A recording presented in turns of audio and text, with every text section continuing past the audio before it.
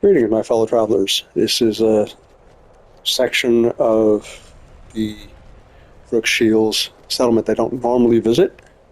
We are behind the wheat field, silos, and the big industrial warehouse with the manipulator arm, and the overseer's office is right over there.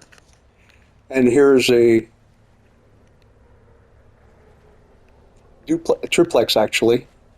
Two upstairs dwellings, one downstairs dwelling, and a garage for the Nomad, for the people who either work here, work over there, or work up there where there's the radar dish and the base that actually provides the building area for this.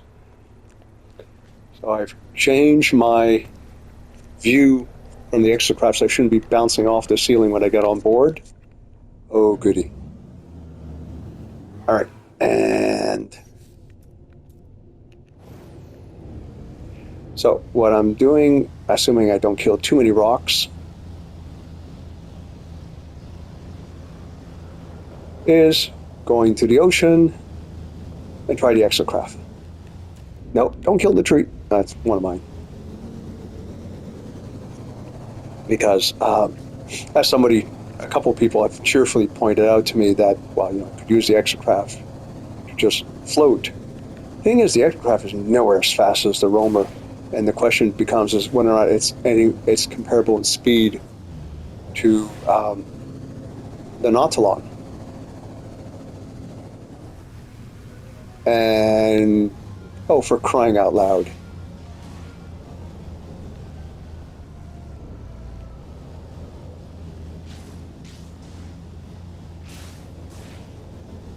Right, not to kill trees. All right, and the big reason why I'm coming all the way this way is this is the way I enter the water with the roamer. It's a shallow, okay, floats over. I had one time recently where I hit the water fairly steep angle during the Omega expedition, and it just went straight down the slope under the water and followed the bottom of the ocean. Hence, the bottom of this particular stretch of water is particularly rough. That would not work very well. Let's see, I do believe the crater walls are fairly steep. Let's see what happens. But there was a bounce. Let's try that again.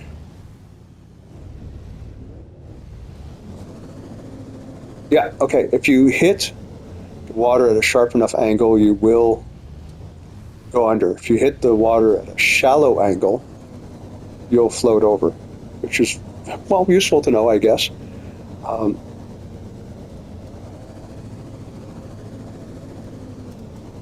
would be very curious if somewhere maybe in the NMS-Wiki there'd be a mention of what is the actual speed for the various vehicles in normal terrain.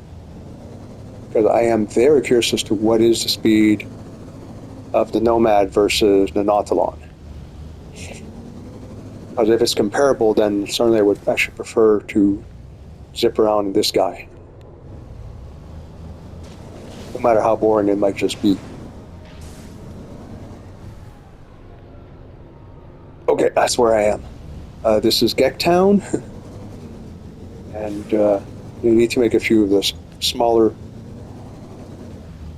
buildings. I'm going a long way around, trying to avoid killing game-generated trees. And, oh, all right, sorry. Come on.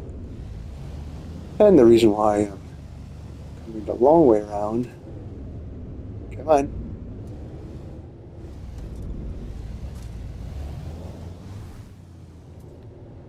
Okay, all right. I think it does require some amount of width.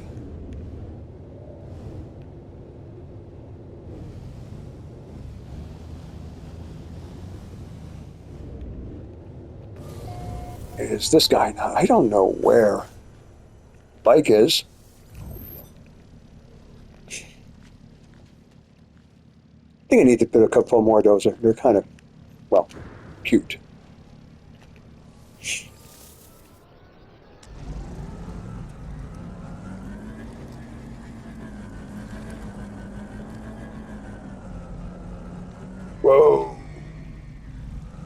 Yeah.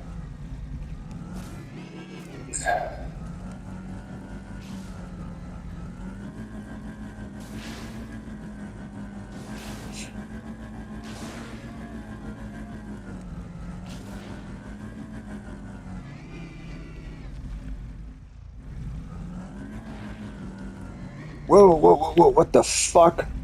Oh, come on.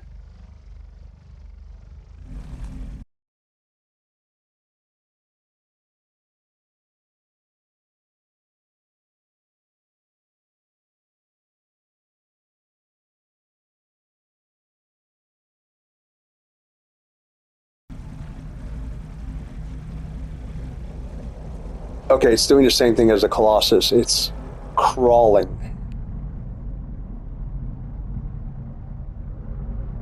The roamer actually went a certain speed. Oh, wow. Come on, come on. Up a little bit.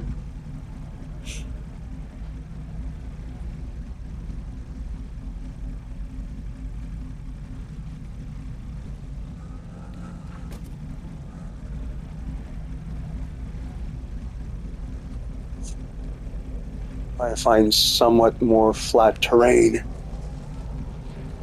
Yeah. Now, I realize that technically speaking, something half submerged like that would probably be a little bit less aerodynamic, for lack of a better word, than fully submerged. Come on, you can do it. Oh yeah, I mean, oof, I can probably swim faster than that. But it's interesting to know. I mean, if there was an achievement about getting from A to B in this game using a motorcycle, and you can't not get from A to B, it's interesting that you could actually drive across water obstacles. So yes, the Nautilon, assuming it's a shallow entry into the body of water, will float above the water. It would be interesting to know what the speed difference is between it and the Nautilon. You know, is there an advantage? There's still the issue that you need to plop down a geobay for it. Now, having said that, I never did quite figure out. To me, it sounds a little silly. You pop the radar dish type thing, and summon a exo-craft. Not sure how you distinguish between one and the other. I've actually never used the radar dish for that purpose. But it's 50 paraffinium a shot, and when you're starting the campaign, 50 paraffinium is a large amount.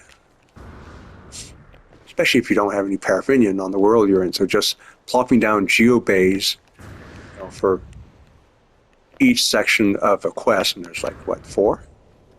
That's 200 paraffinium. Okay, today 200 paraffinium is a joke. You know, right up there, I've got 5 mining units, autonomous.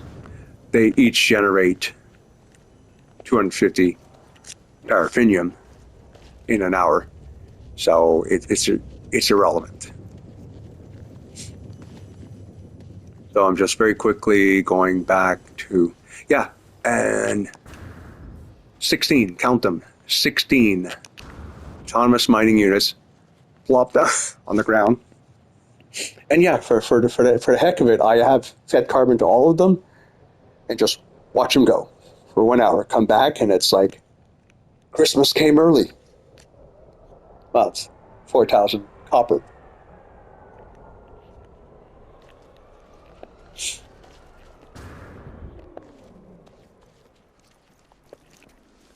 So I'm going to go check to see what they want with the overseer.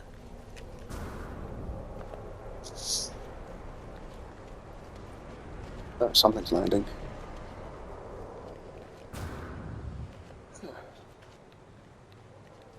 We should build something over here, or maybe just warehouse. Yes.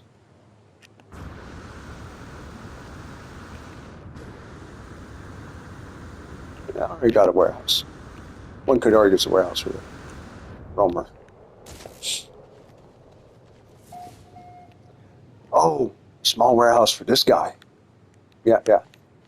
So, things to do. And one fellow made a comment, and I'm not going to repeat the comment, but one of the things in the comment was the fact that he had like a dozen saves, which is intriguing. Is there an advantage to having multiple saves with less number of bases in per save?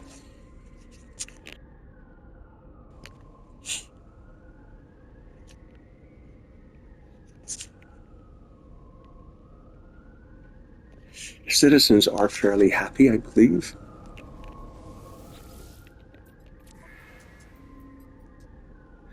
Oh, wow, I got my ratings down to 0. Yeah, still gonna go for that. It'd be nice if you actually had a indication.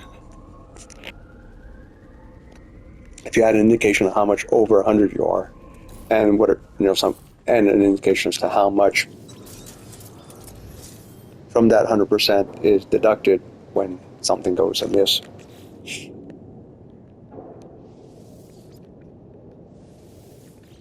That